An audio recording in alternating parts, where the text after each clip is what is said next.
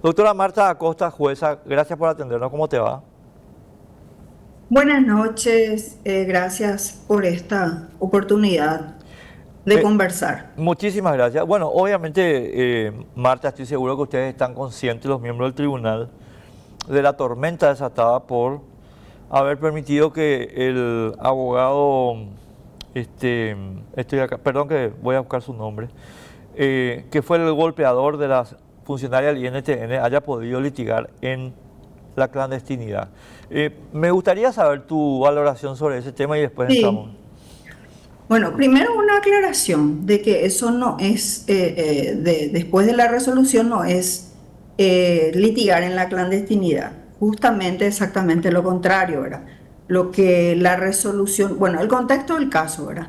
Él se presenta a través de un recurso de apelación ante nuestro tribunal, a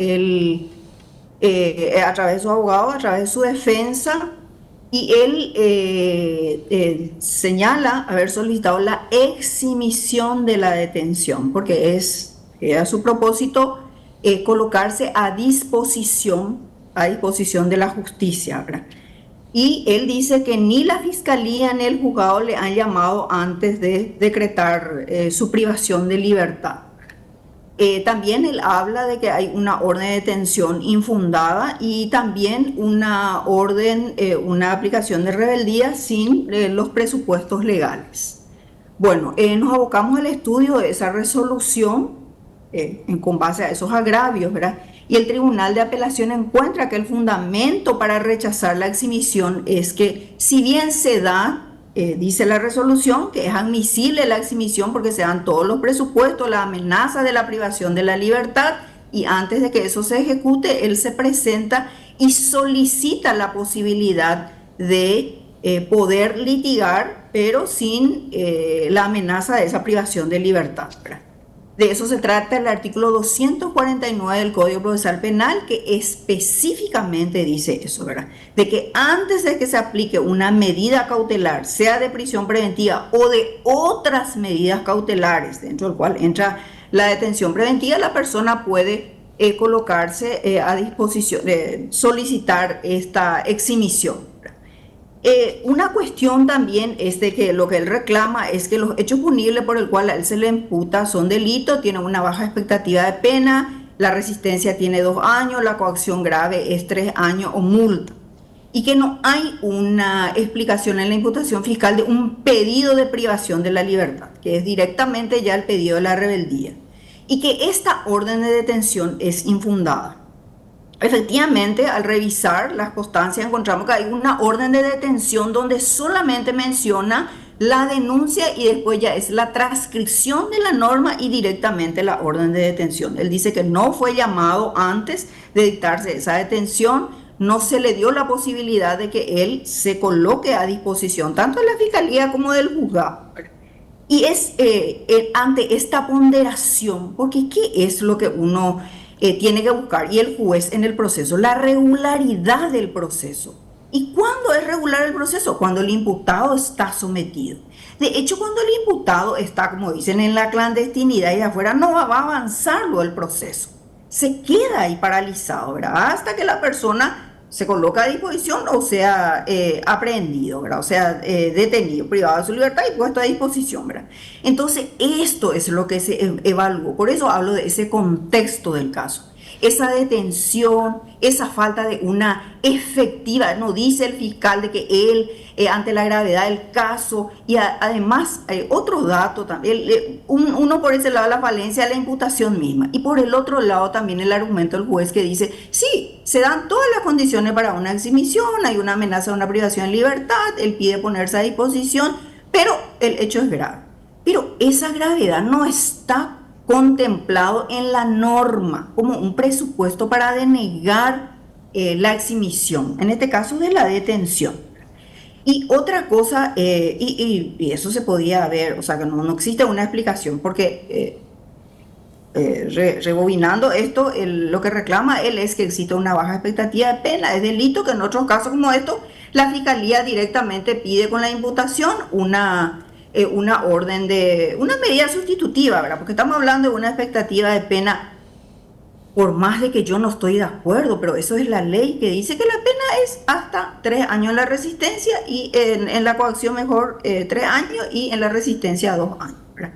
En este contexto en que nosotros vimos de que colocando la balanza ante todas estas situaciones, que era correcto dar esa oportunidad, que esa persona se presente. Incluso dijimos en nuestra resolución que el juez inmediatamente tenía que llevarle a una audiencia, que él se presenta, que sea oído, que es un presupuesto también para evitar una medida cautelar, sea de prisión o sea una medida sustitutiva, una medida alternativa, el de ser oído, ¿verdad? Es velar por la regularidad del proceso, ¿verdad?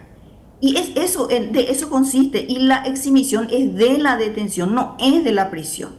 Y Eh, tampoco es de la clandestinidad, porque justamente eso es lo que se evita con esto, al decirle, bueno, vení, presentate, te escucho, y ahora decido. De eso se Marta, trata. primero Sí. quiero agradecerte muchísimo esto. Y segundo, le acabo de pasar a Iván, esto que vos me estabas viendo como buscar acá en el teléfono. Yo le acabo de pasar a Iván el 249 del Código Procesal Penal porque quiero compartir con la gente lo que vos estás explicando. Así que apenas él tenga lo vamos a poner en pantalla. O sea, a ver, Marta, yo voy a empezar señalando que tu línea argumental a mí me parece sólida y que además es una línea argumental que yo comparto desde el punto de vista filosófico. Yo no estoy discutiendo la base filosófica de lo que vos decís porque estoy de acuerdo contigo.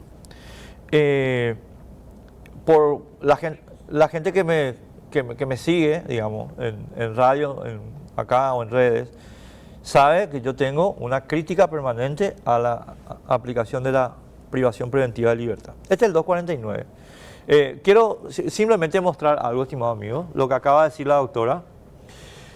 Exhibición de medidas cautelares. Y escuchen bien esto porque es importante para lo que estamos hablando con la doctora. El imputado podrá presentarse por sí, y aquí viene el punto, o por medio de un abogado. ¿Por qué nadie dice esto? Si eso está en la ley. ¿Verdad? Por sí o por medio de un abogado, es decir, no él. Antes de la aplicación de la medida, por escrito o en forma oral, solicitando que se lo exima de la prisión y el juez resolverá de inmediato la petición. Entonces, para mí, o sea, señora, que usted está viendo que estamos todos escandalizados por lo que pasó, la norma es clarísima. Ahora, Marta, vos hiciste una mención que a mi modo de ver explica el enojo de la ciudadanía. Acá estoy leyendo el comunicado del Colegio de Abogados incluso. ¿Y cuál es esa aseveración que hiciste? Esto tiene que ser general, pero no es general, porque a los comunes, vos te vas al tribunal, vos recurrís al sistema judicial y a los comunes se les dice no, vos no podés litigar en clandestinidad. Y por tanto tenés que presentarte a ser privado de libertad para poder mantener tu presencia en él. Y voy a dar un caso famosísimo para que todo el mundo sepa que lastimosamente así opera nuestro sistema. El caso de Darío Messer. Pero no es el único, pero es que ni remotamente a miles y miles de paraguayos se les deniega la posibilidad de hacer esto que dice el 249, que se le concedió al doctor Walter Acosta. Ese es el punto del enojo, mi querida Marta. No sé si me explico.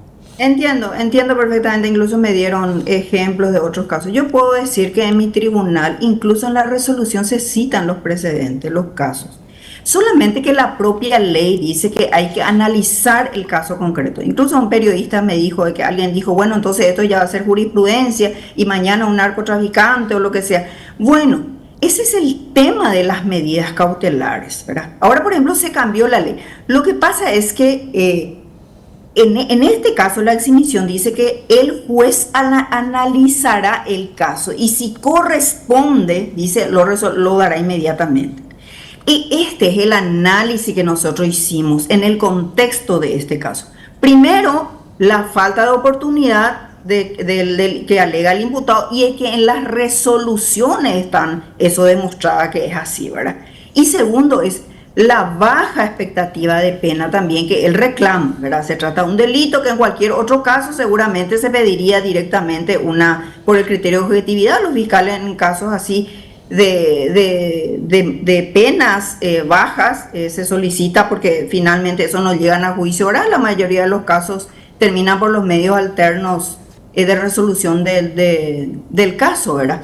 Y otro tema también, ya que tocaste y que hablé también eso, lo que pasa es que en Paraguay estamos tan acostumbrados de que las medidas cautelares, eso fue así también por años, ya en todo era prisión preventiva. Por eso se cambió la ley, porque el hacinamiento que se producía en la cárcel, y por eso se cambia la ley. Y tal es así, este es una exhibición de una detención, pero incluso se puede dar la exhibición de la prisión preventiva, autoriza la norma, ¿verdad?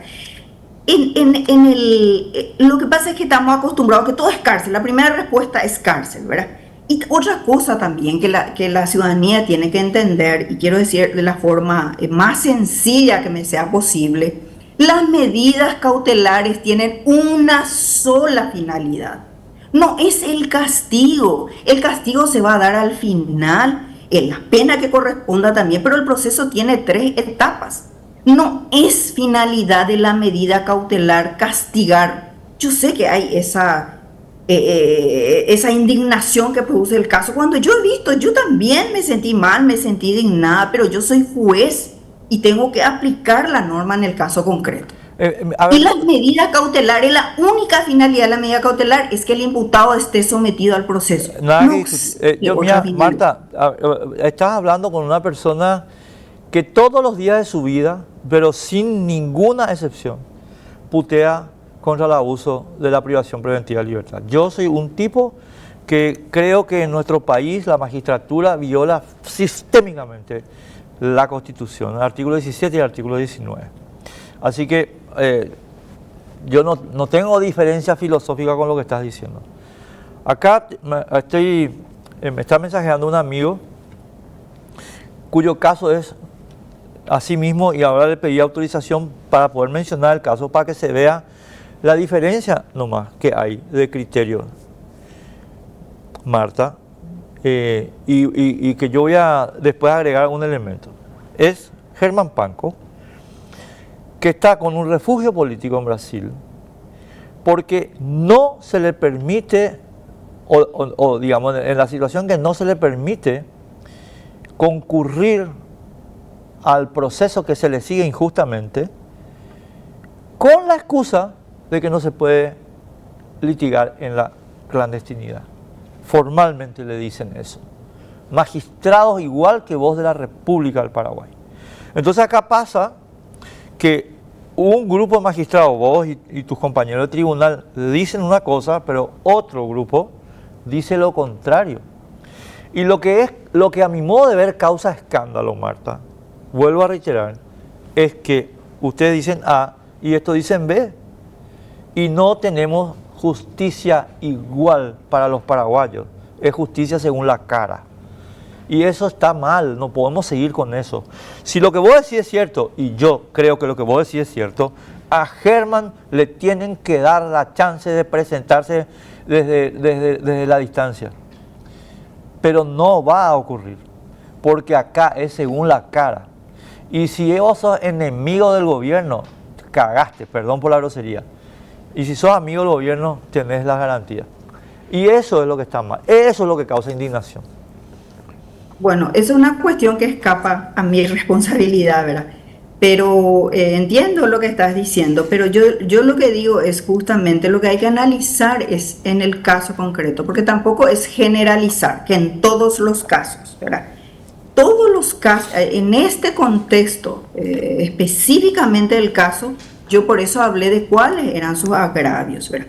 Una orden de detención que solamente me habla de una denuncia y me transcribe la norma, no hay una fundamentación.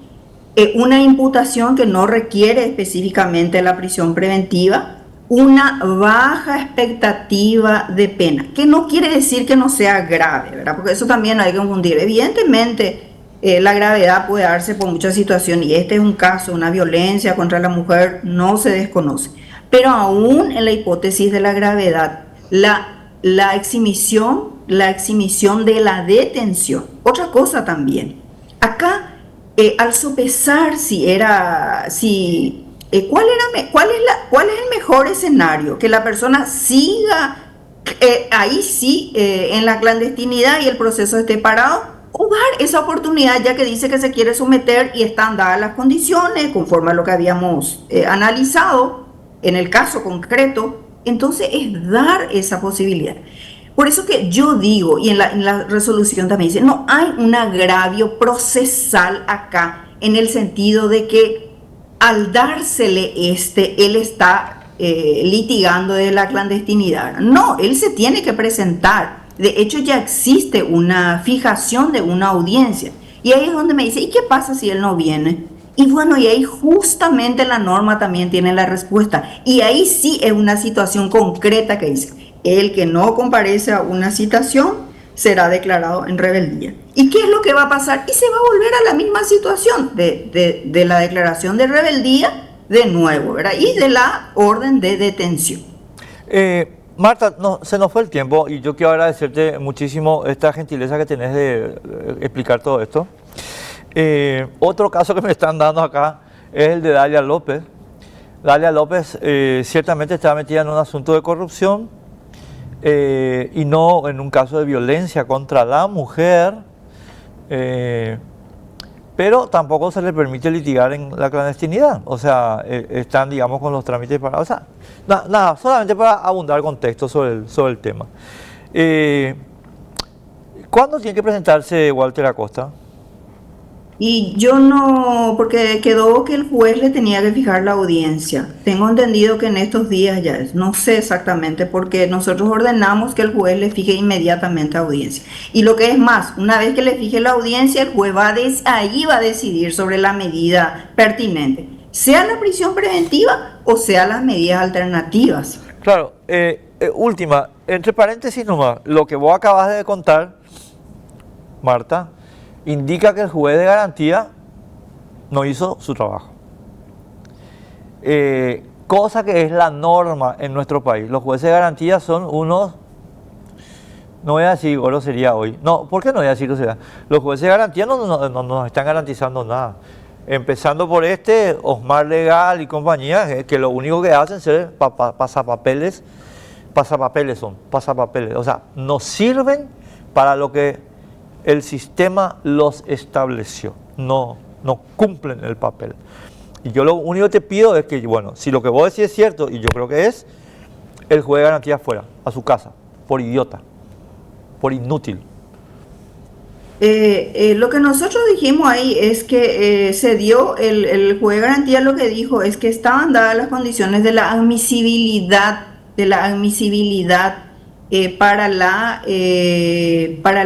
la exhibición, pero que por la gravedad, y que esa gravedad no se explicó, eso es lo que dijimos, ¿verdad? Pero dentro de eso hay una independencia judicial, los criterios, de hecho sobre este punto hay algunos que dicen yo no querría tratarle así al juez ni decir eso, sino que esto es parte del proceso, ¿verdad? Justamente existe un tribunal de apelación y aparte de eso nadie es dueño de la verdad, yo puedo estar equivocada, ¿verdad? Nadie es dueño de la verdad. Y algunos que dicen, no, pero no se trata de una medida cautelar, porque no, lo que pasa es que hablamos de una detención, eso también quiero aclarar, porque escuché también que algunos dicen que no se podía dar la exhibición cuando se trata de una medida cautelar. La detención está en el capítulo de medidas cautelares, entonces es una medida cautelar.